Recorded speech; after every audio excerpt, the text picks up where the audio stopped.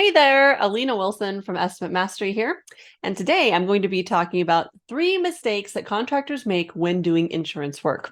I'm actually just going to jump right in here because I'm not going to be sharing my screen or going into Xactimate today because it's 3 things around Xactimate before you even get into the program that are the mistakes and that are the problems. So mistake number 1, working on opinions and not facts. So an example of this is the adjuster may say on a roof, for example, we're not going to pay ridge and starter on the roof. It's included in the 10% waste factor, and you already have enough material in the 10% waste factor that'll cover that ridge and starter.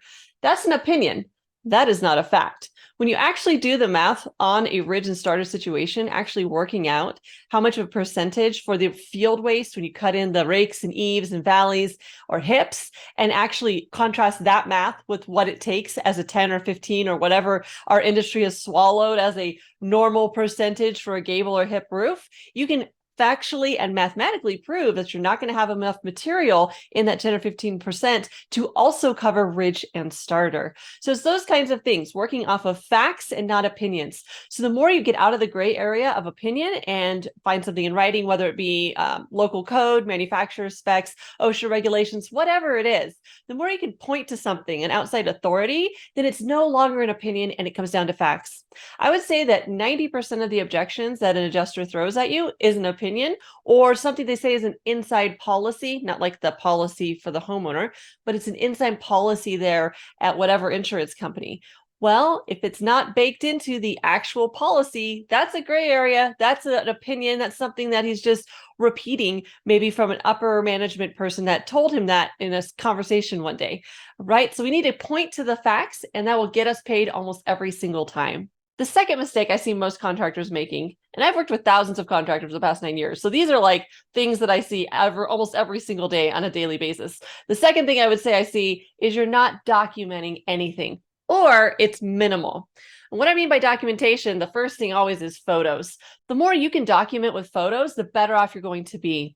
I would say it's almost 50 photos on just a basic residential roof in order for that to be a fully documented roof. And you're thinking, Alina, who has time to take 50 photos? As soon as you create a system of taking the photos in the same way every time, it's just a rinse and repeat process. It's just something that you do.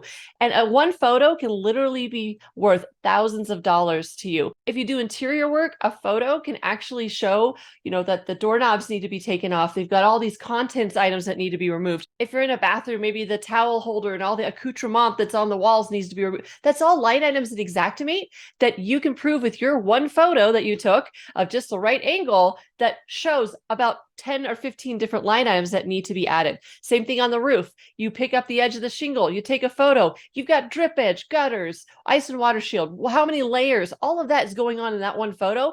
Again, could be worth thousands of dollars. So it also goes back to the first mistake I talked about. An opinion and a fact are totally different. If it is present in your photo, it's a fact, right? Whether it's damage that you're showing or things that have to be removed in order to do the work, all of that can easily be explained like that, goes out of the realm of opinion and into the realm of fact with just showing the photo documentation. The third mistake I see contractors make is not using Xactimate.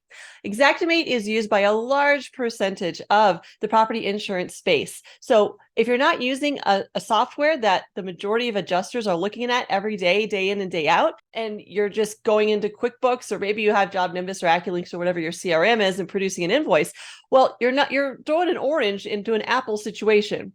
If you can write your estimate in the same software and speak the language of the adjuster in Xactimate, then that is how you're able to have the conversations of X, Y, and Z is left off of your estimate, Mr. Adjuster, because I'm using the same software you are. I've actually had one of my past members of my program come and say, you know what, Alina, learning Xactimate was the best thing for my business because then I could actually speak the language of the insurance company. It's like learning French. But once I learned it, man, I was fluent and I kept getting paid on every single job that I used when it was a job that they were doing for insurance proceeds. So those are my 3 common mistakes I see most contractors making out there.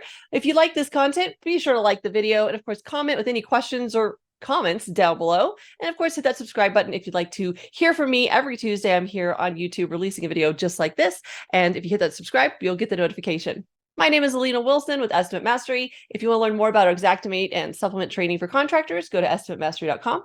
Hope you have a great week in your business, and I'll see you next week.